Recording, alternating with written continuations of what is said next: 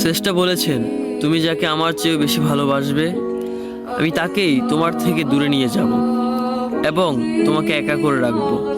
তিনি আরো বলেছেন, কখনো বলবে না তুমি তাকে ছাড়া বাঁচবে না, তবে তাকে ছাড়া আমি তোমাকে বাঁচাবো এবং পিছনের অনুগত সব আবেগ পুড়িয়ে নিয়ে তোমাকে দিব্যি সামনে নিয়ে যাব।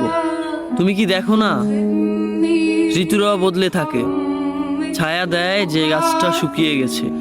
তোমাদের ধৈর্য হারিয়ে যায়, কিন্তু তোমার শ্রেষ্ঠা ধৈর্যশীল এবং পরম দয়ালু। সেই ঝরে যাওয়া পাতার ঢাল থেকে আবারও সবুজ পাতা গজায়।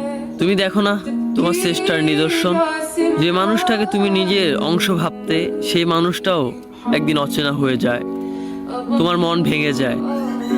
এমনকি তোমার বিশ্বস্ত বন্ধুরাও স্বার্থ পুড়িয়ে যাওয়ার পর বিশ্বাসঘাতকে পরিণত হয়। তুমি কি তা দেখো না? যে মানুষটাকে নিজের জীবনের চেয়েও বেশি ভালোবাসতে সেই মানুষটাও প্রতারণা করে। তবে তুমি কেন চেষ্টার বিমুখ হয়ে মানুষকে ভরসা করো? অদ্ভুত এই পৃথিবীতে, যখন তুমি ভাবো এটা হবে না কখনোই, কিন্তু কিছুক্ষণ পর সেটাই হয়। সেটাই হবার নয় কি?